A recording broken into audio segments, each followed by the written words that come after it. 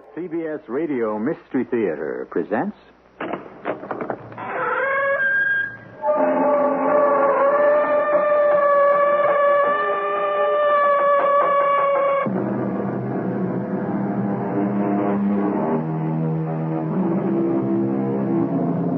Come in. Welcome. I'm E.G. Marshall. Pick up the newspaper every day and laugh. Or perhaps more likely, weep at the gullibility of people. Whatever their motives, greed, faith in human nature, the urge to gamble, pride of ownership, Mr. Phineas T. Barnum was perfectly correct when he said, "There's one born every minute. And for every sucker, there is at least one con man who is ready to rid him or her of as much money as the traffic will bear." I'm supposed to escort you home, Mrs. Loring. Aren't you on duty here at the bank? Well, yes, but under the circumstances, the bank wanted me to... Just put the other two suitcases in the back seat, Mr. Wicks. I'll manage very nicely. Yeah, but it's so much money. It's so dangerous to leave it unguarded. Oh, it'll be guarded. I'll be putting it under the best care in the world.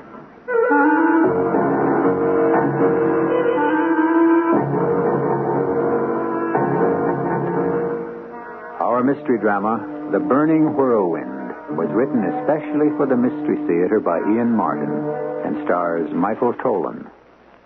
It is sponsored in part by Buick Motor Division and Contact, the 12-hour cold capsule. I'll be back shortly with Act One.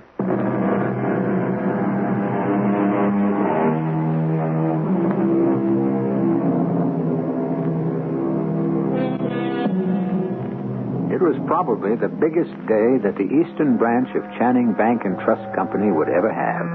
The morning the money arrived by armored truck. $8 million in small bills, enough to fill 4 large suitcases. The money belonged to Mrs. Hartley Loring, the eccentric widow of the recently deceased but long-time very rich Hartley Loring, the financier and ex-governor. Yes, it was quite a day, and Mr. Prouty, the bank manager, would never forget how it had all begun 1 week before. Prouty speaking. Who? Oh, Mrs. Hartley Loring. Yes. Have her shown right in. Oh, dear, I knew I should have changed my razor blade this morning. Be right there. It's Mrs. Hartley Loring. I know. Well, my dear Mrs. Loring, this is a pleasure. Won't you come in? Thank you. That'll be all, Wicks. Yes, sir, Mr. Prouty.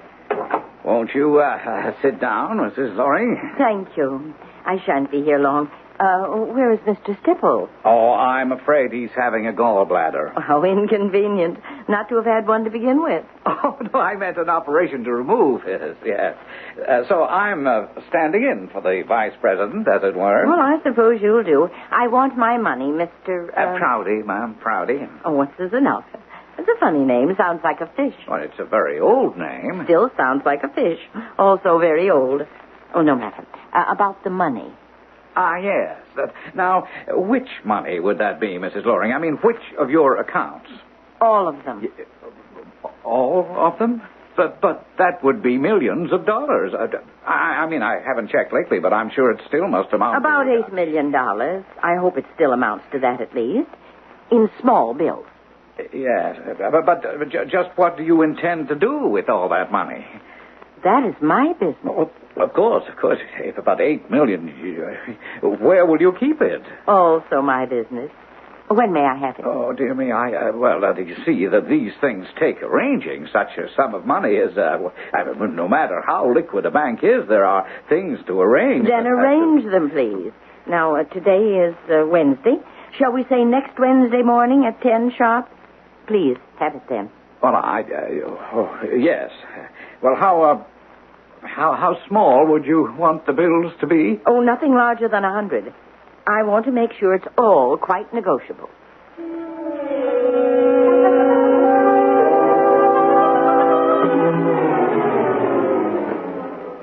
$8,003,487 28 cents. Splendid. And now put the rest of it into the last suitcase, and I'll be on my way. Yes. The 28 cents? Oh, I'll put that in my pocketbook. I can use the quarter for the toll on the way home. Oh, yes, ma'am. All right, Wicks, you can get the guards from the armored car to load those. Yes, Mr. Prouty. Oh, just a minute. What armored car? Why, the one to take all this money wherever you want it to go. But I didn't order any armored car. Oh, dear me, of course not. I mean, it's merely a service of the bank. I don't need the bank any longer. I do wish you wouldn't put it just that way. What other way? It's accurate and to the point. But how are you going to get all this money back to, wherever you intend to take it? If you'll just have your bank guard, Mr. Wicks, is it? Yes, Mrs. Loring. Wicks. Sidney P. Wicks. Wicks will be quite enough. If you'll just bring the bags out to the parking lot, please. It's the big green Packard 8-cylinder limousine. The license number... Oh, I don't think I'll need the plate number. I'm sure I can pick it out. Very well. I'll be waiting for you. Shall I do what she says, Mr. Prouty? Oh, goodness gracious. Why wasn't Mr. Stipple here to handle this? I wish I'd had the gallbladder. Oh, no, what am I saying?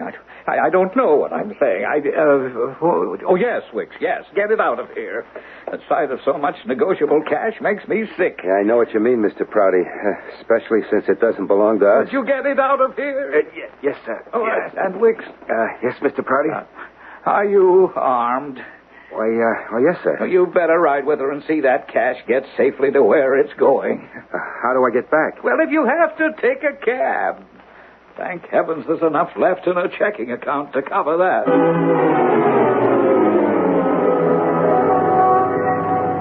I'm supposed to escort you home, Mrs. Loring. Aren't you on duty here at the bank? Yes, but under the circumstances, Mr. Prouty wanted me to make sure that... Just put the other two suitcases in the back seat, Mr. Wicks. I'll manage very nicely. But it's so dangerous to leave all that money unguarded. Oh, it'll be guarded, all right. Don't worry. I'll be putting it under the best care in the world. Well, please, let me see you home just the same. It's Mr. Prouty's orders, and I wouldn't want to disobey them. Very well, Mr. Wicks, if you insist. Climb in. Well, wouldn't you like me to drive? Not at all. I never feel safe with a man driving. Come on, get in. Men are much too excitable and so easily distracted. Hang on, here we go.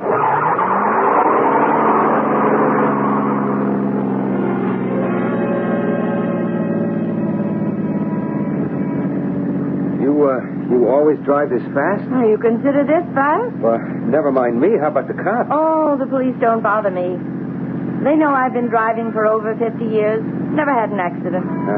Somebody up there must like you, Mrs. Loring. Of course he does. He takes care of me because I take care of him. How was that again? Oh, you wouldn't understand.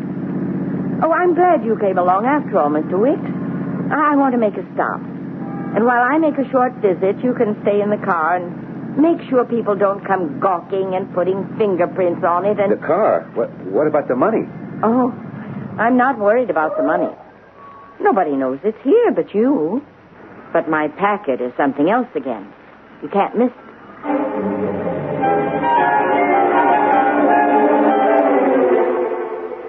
Well, Wicks, you certainly took your own sweet time about getting back. I couldn't help it, Mr. Prouty. She stopped somewhere on the way home and told me to wait in the car. She was gone like for an hour. Oh, where? I don't know. I was scared to leave all that dough lying around to go find out. She just went to some old house, climbed up the stoop, and disappeared in the door. And she didn't take any of the money with her? No, sir. You got it home to her house, safe? Yes, sir. That's where it is now. Yeah. Did you carry it in yourself? Yes, sir. And where did you put it? Well, I just left the suitcases in the hall like she told me. Why, she didn't put the money away somewhere? Not that I saw. Oh, dear me, dear me. Is she alone in that house? It looked like it. Well, then, you're the only witness that money got back to her house safely. I guess so. That is one screwy old day. Oh, why did this have to happen to me? Why couldn't Stipple have been here to handle it? I tell you, they've had me on the carpet downtown as if it was my fault that the bank had lost all her deposits. I've just been sick with worry. I'm sure they're going to hold it against me, and I was counting on promotion. I tell you, just thinking of it makes my blood race, and I feel faint. Hey, what is it, sir? I can't. Holy Toledo. Hey, somebody get a doctor fast. It's Mr. Prouty. I think he's had a heart attack. Hey, Sid. Hey, Sid. You calling me, ma'am? Yeah, you. Are you Sid Wicks? That's right, but I don't think Sure you know me. What are you giving me? Candy Kiss. Candy Kiss? Is this a rib or... Hey, not little Candy Kiss, a belly dancer from the Carnies. Oh, in person, not a picture. There's a little more of me now than in them days. What are you going to do? A lot of years gone by. Hey, you're looking pretty good, Sid. So are you, Candy. Don't badmouth yourself. Oh, maybe there's a little life in the old bag yet. Hey, are you with the cops or something? The cops? Nah. Well, I seen you coming out of the precinct house, so Oh, no. That was about one of my bosses at the bank. Oh. Dropped dead of a heart attack today. No kidding. A robbery or something? No, just, well, it seems like he had a history of heart trouble, and all of a sudden it just come over him. Death due to natural causes. That's the way they list it.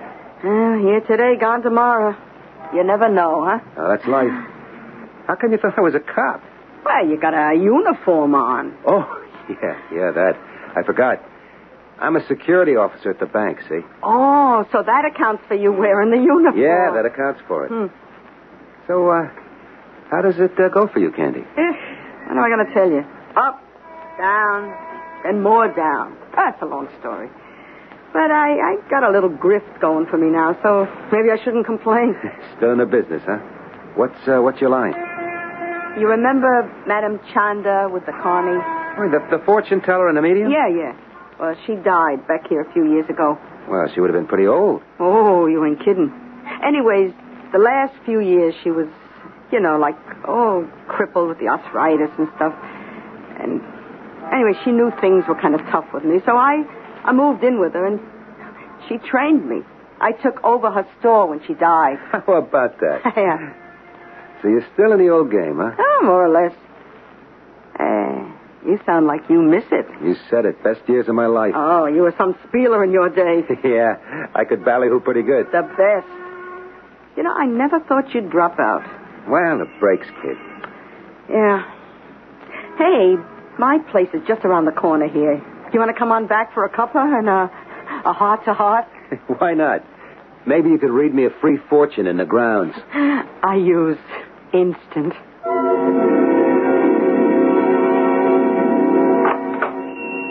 Enter the secret abode of Madame Chanda.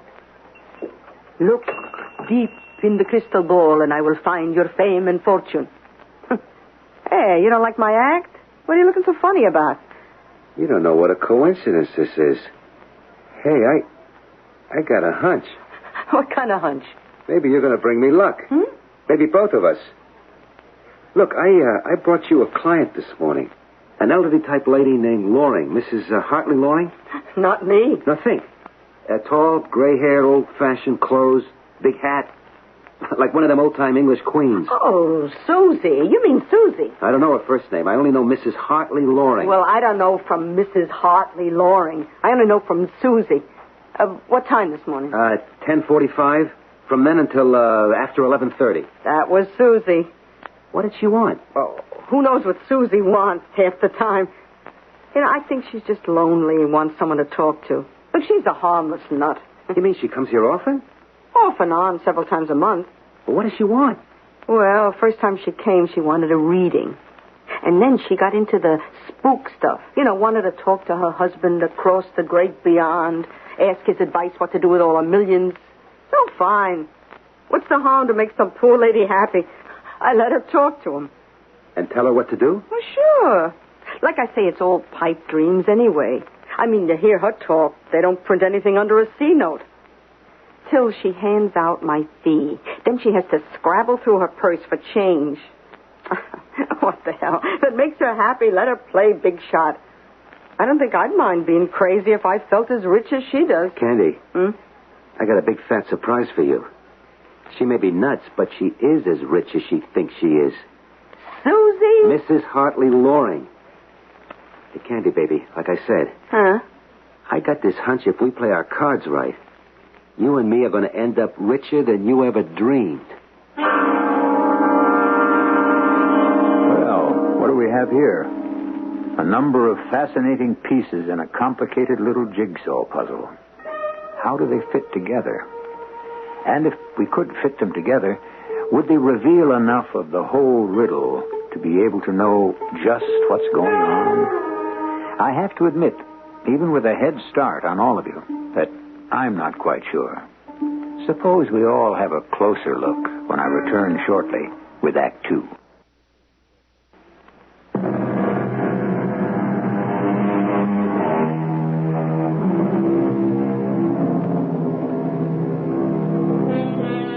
I believe it was Winston Churchill who said something to the effect that Russia was a riddle wrapped in a mystery inside an enigma. Well, we seem to have the same sort of thing here. A rich and eccentric old lady who withdraws $8 million from the bank, a security guard who hasn't forgotten that he started life as a flim-flam artist in the carnivals, and an ex-belly dancer turned spiritualist and fortune-teller. Three wildly diverse people suddenly locked together by coincidence. Or fate. For what purpose? You gotta be stringing me, Sid. It's straight goods, Candy. $8 million in small bills. That's right. There ain't that much money in the world. There is. I saw it. And she has it in her house now? I hope nobody else has got to it yet. Where? Well, that's what maybe you could find out. What for? I don't think I have to tell you. No, I can't take Susie's money like that. We don't have to take it all. Like maybe half, or say $3 million apiece. That would leave her $2. Oh, come on. What are you talking about? What do you think I am? A miserable two-bit grifter who got trapped behind the 8-ball and never had a chance in life for the big score. Just like me. Oh, you had kind of heavy going, huh, Sid? Yeah. But you got a good, steady job now. Bank guard? Peanuts. This keeps me afloat. A lousy rented room and food at some greasy spoon. Good job. What happened to you, Sid? I always thought you were headed for the big time. What big time? There ain't any carnivals left since television. Who needs a broken-down spieler? And as a flim-flam or a con man, I was always small time. Hey, you want another cup of coffee? Yeah, sure. That was good. You know, I got lazy being by myself. Instant coffee all the time, you know. I'll heat it up. You know, when there were others around, I always made it right from the bean. Grind fresh and all. I was proud of my coffee. Yeah, you get lazy being alone. Don't I know? I mean, I've been that way all my life. And so's the old lady. Who? Her, Mrs. Loring, you know, Susie. So she's what? Alone. She hasn't got anybody. You're the one that said it. Oh, yeah. You see what I mean is, all that money, she's old enough to kick off any day. Where do you want it to go? The state, federal taxes, some charity? Well, maybe she's got relatives somewhere. If she has, does she need you to have just someone to talk to, like she said? If she has, where are they? They don't keep her company. Do they deserve any cut? Oh, yeah, I dig you, but... Well, we wouldn't take it all, huh? No, like I said, leave her a cool couple of million. Her age, how's she going to need more? Yeah, of course, there's no guarantee she'll be back to see me. But if she don't come, I'll find a way to get her here. Yeah, and just what is it I'm supposed to do? Look, Candy. Yeah? She says to me, the money will be guarded. I'll be putting it under the best care in the world. Oh, what does that mean? That's what I want to find out. But if it's like a vault or something, how could you get at it? If it is, you got to find some way to con her into getting it out of there. And keep her busy while I heist it. We got a deal? Well, maybe I'll think about it. Oops, there I go, letting the coffee boil over. No, here, I'll get it. Now, you sit still. Kind of nice. I ain't used to be waited on. Want me to pour? Hey, would you? Sure. This is real cozy. All the comforts of home? Yeah. Cream? Sugar? How do you take it? Regular. Make mine regular, too. Sid. Yeah? Did you mean what you said about me. What was that? Oh, you know, I shouldn't badmouth myself. I looked pretty good. You look a lot better than that to me, kid. Gee, I think I'm dreaming. This can't be happening after all these years. You want to know something, Sid? Yeah, tell me, Candy. I think we are going to be able to work out a deal after all.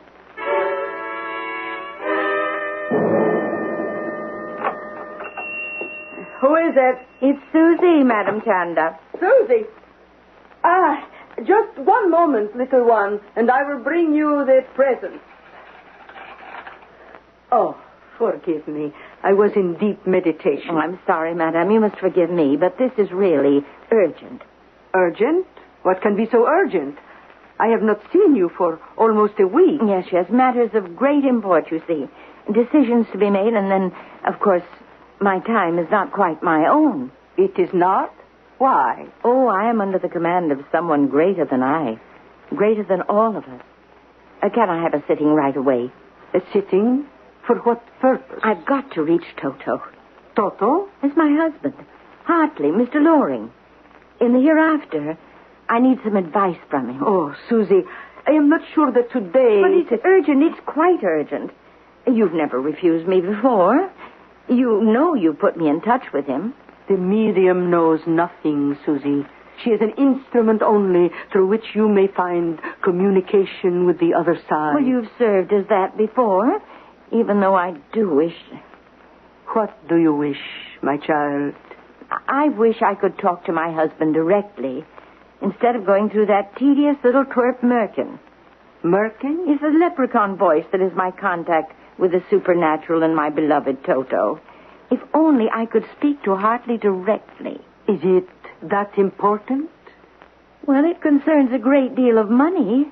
And Toto was always better about money than I am. Of course, he knew so much more because he made it. A God-given talent. And therefore, render unto Caesar those things which are Caesar's. Huh? I do not follow you. I want to give it all away. Back to where it came from. And I want Hartley to tell me how, and if I am doing the right thing. Yes. Well, we must make every effort to reach him. But some things cannot be done immediately. I need time for preparation, for deep meditation, for preparing to gird myself for this projection beyond the stars. All right. How long? How long? Oh, let me see. Today is Tuesday. Let's say Saturday. That is a good day for the planets to conjoin in the house of your rising star. It is? It seems so far away. We must all learn the virtue of patience. Why? Because only through patience can those of us who deserve achieve what we desire.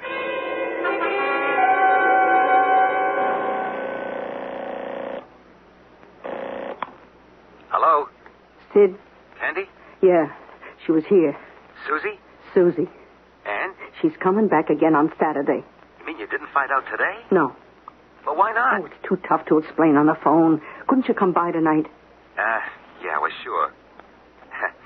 If I had my way, it'd be every night. Glad to hear that, Sid.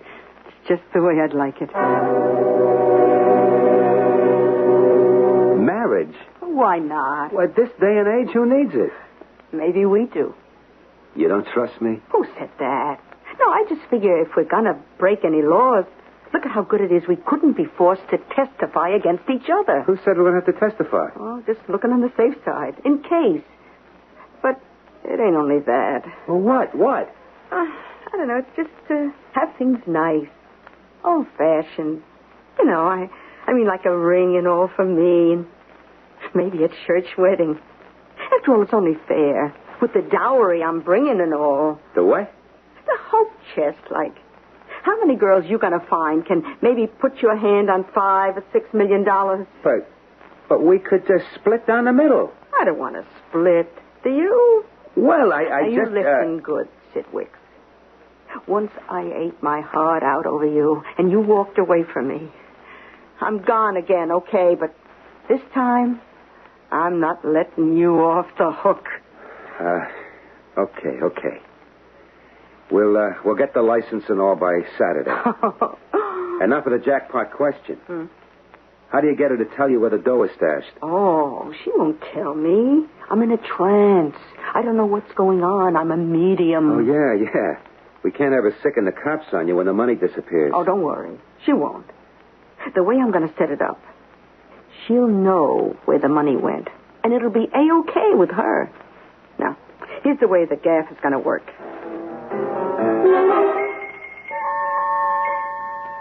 What time is it? Oh, now, don't get in an uproar. She'll be here any minute.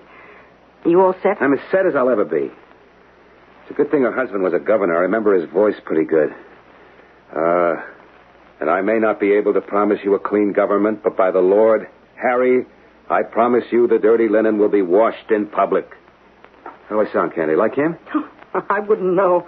I never listen to them politicians. Oh, what's the diff? There'll be so much filter on the sound system. You could talk in like Billy Graham and come out sounding like Rocky Graziano. Oh, wait a minute. That's not good enough. Oh, sure it is, honey. Don't you know anyone comes looking for a voice from the beyond? They make it sound the way they want. They want to believe. That's the only way any con game works. Now, you better get in the closet. She'll be here any minute. Okay. You sure this is going to work? Oh, one thing I learned from Madame Chanda. Big time, small time. A sucker is still a sucker. If you've got as much faith as they have, it's a lead pipe cinch. Well, there it is. The trap is set, all ready to be sprung. And the innocent victim is about to put her foot in it. Strange feeling, isn't it? That these are such amiable crooks, one is almost tempted to be on their side.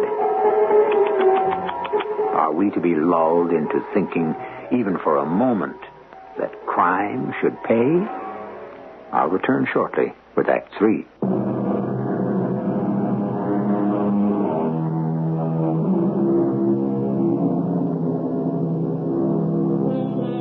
The moment of truth has arrived.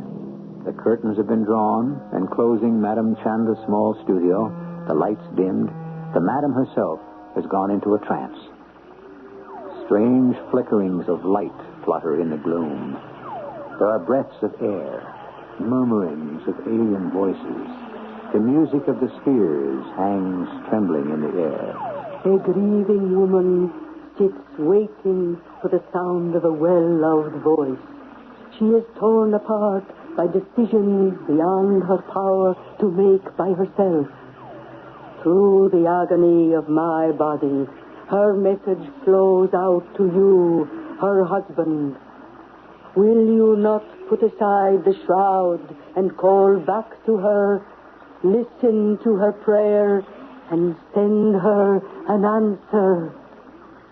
Who calls me? Who calls? Toto, is that you? Look in the crystal hemisphere. Can't you see me? I can't. It's all smoky. Then hear my voice. My voice. Can't you hear it? Yes, but it's very hoarse. Why did you call me? It's about the money, dear. What about it? I took it out of the bank because of Mr. Nichols. Who? Mr. Nichols. You know, he writes that wonderful investing letter you always subscribe to. The one who thinks all the banks are going to fail. I remember. Where is the money now? At the house. You thought it safer there? Oh, yes. So there would be enough left to give away. To give away? Oh, Toto, stop repeating everything I say. You know I have to. Only I'm not clever enough to know who's most deserving. So I'm just leaving that up to the Supreme. To the Supreme. Now, there you go again. To someone greater than all of us is all I mean. He'd know much better than we what to do with it, don't you think? I suppose. But how's he going to get it? Oh, he wouldn't have any trouble, I shouldn't think. Except maybe with the bank. I didn't want red tape. Was I right? Of course. You're always right. But where is he going to get it from? Well, I wanted only one place. But there was only room in the big trash can for $5 million, and the other 3 I stuffed in the wood box. It's so bulky, really. But I wanted it in small bills because nobody likes to bother with big ones, really. I'm in complete agreement. But in the trash can? Oh, I didn't leave it with the rest of the garbage. I'm not that silly. I have it all ready just inside the garage door. So he can come and collect it whenever he's ready. Toto, do you think I'm doing the right thing? Susie, my dear, I couldn't have arranged it better myself. Oh, I'm so glad you're pleased. Now I shouldn't disturb you anymore. I know this is a bad time for you. It's usually when you were taking a snooze. Yes. Well, You mustn't be embarrassed. I just wish I could join you. Ah, sweet. But there's no hurry. Oh, I don't know. It hasn't been a bit the same since you've been gone. In good time. Not yet. Not yet. I'll live out whatever's allotted. But I'll tell you the truth, dear. I'll be quite ready whenever it comes.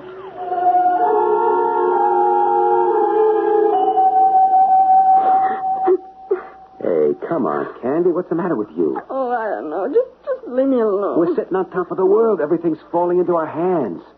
How come you turn on the waterworks? Oh, she was just so kind of sweet about him. I hate to be a part of conning her. Oh, women, how can you figure them? Look, we made her happy, don't you see? Yeah, but it was a lie. All right. Forget Mrs. Loring. Look at us. Everything's coming up roses for us. How?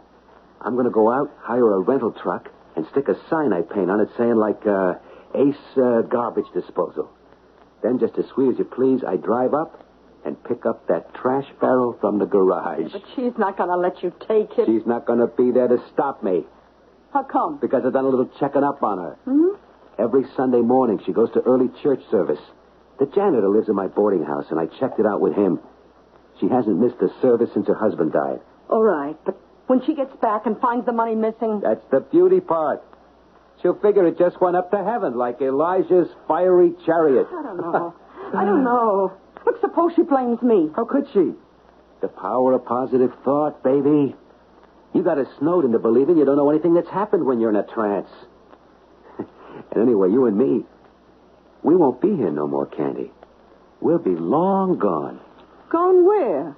With 60 times 100 G's, the world, Cupcake, the world. But I don't have no passport. Who does? So we'll do the States until we pick them up.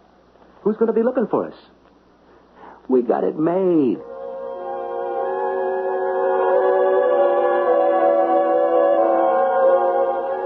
I don't see why you had to drag me along. I got to have a lookout. Besides, I may need help loading the garbage can with all the money. Yeah, is my hair all tucked into the cap? Yeah. I don't see why I had to wear this loose old shirt of yours. Candy, sugar, without it, you couldn't pass for a man. No way. I must look terrible. I wouldn't worry. Nobody's going to see you. I hope. Hold it. What is it?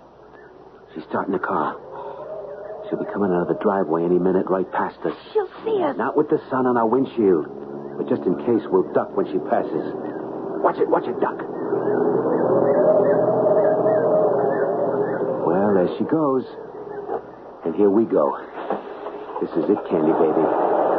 We're about to strike it rich.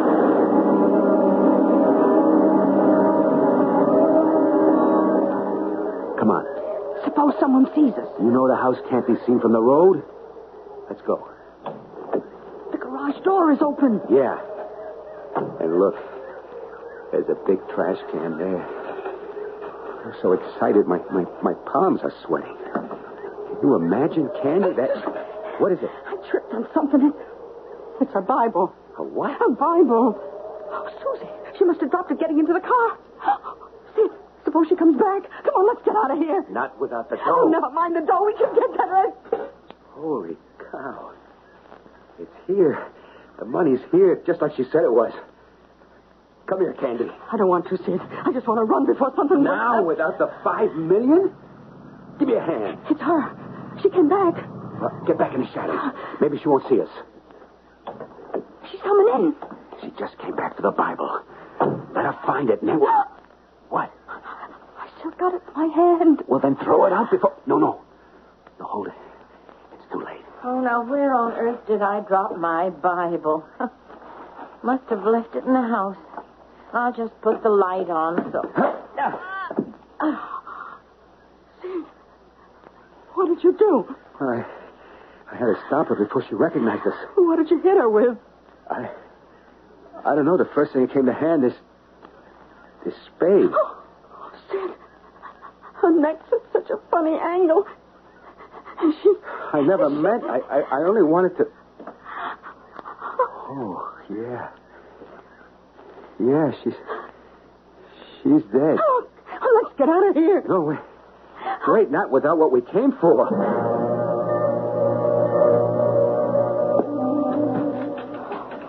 What did you bring the money back here for? Close the door. All right. But, Sid, we got to run. Not now. Now, more than ever. Don't you see? That's the way we'll get caught. Sooner or later, they're going to find her body. But they won't know the money's missing. They'll find out through the bank. Then you'll get involved. No. Hmm? No, I've been thinking. It's a lucky thing old Prouty had his heart attack. Nobody knows I knew anything about the money. And anyways, I'm going to have an alibi. How? Well, we got married this morning, just like you asked me, didn't we? But that was before we went to Susie's house. That's right. So before we left, I set her watch back an hour to right about that time. When I hit her, it got broken. We won't get away with it. Sure we can. We got to lay low. Just go on like always.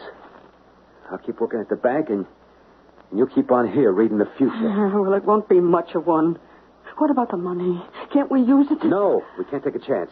But what are you going to do with it? Hide it. Bide our time. Hide it? Where? Take up the floorboards. Dump it in there. Get rid of the trash can and turn in the truck.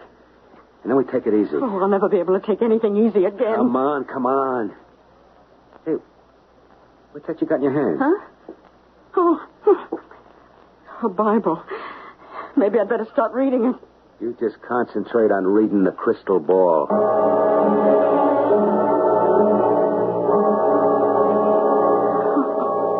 Oh, God, forgive me. God, forgive us. Candy. Who's that? Susie calling you. Come, look in the crystal ball. Oh, no. Oh, forgive us. Forgive us. I'm so sorry. So am I, Candy. That money was meant for the Lord. It is His, not yours. Yeah, but don't you see this? There's no way to return it now without us getting involved. Are you so sure? Look in the Bible. The Bible? My Bible. Hmm? Where I had been reading. The passage I have marked. See it? Yeah, I guess, like, right here. 2 Kings chapter 2, verse 11. You see it? Yeah. What does it say? And behold, there appeared a chariot of fire, and Elijah went up by a whirlwind into heaven. I don't get it. Remember what Mr. Wicks said, prophesying in his ignorance. What? That when I got back and found the money missing, I would figure it just went up to heaven like Elijah's chariot. Yeah, he did say that. There's your answer, Candy, and there's the fireplace. If you want to seek forgiveness, set the money afire. Burn it, Candy. Burn it.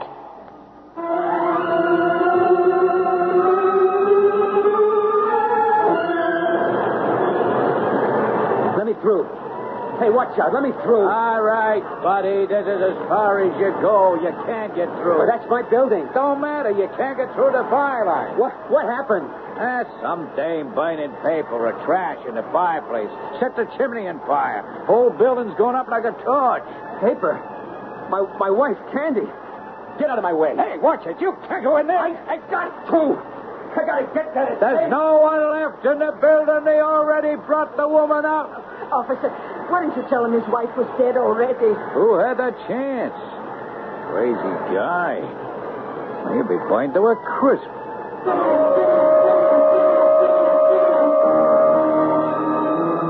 Above the burning building, lifted in the updrafts of air sucked by the heat, the scraps of blackened paper fall upwards like black snowflakes, swirling and eddying as they climb towards heaven.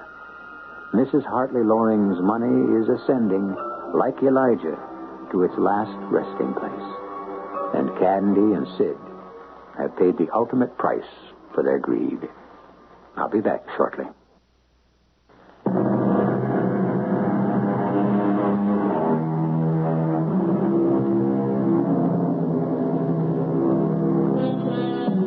Suspension of disbelief.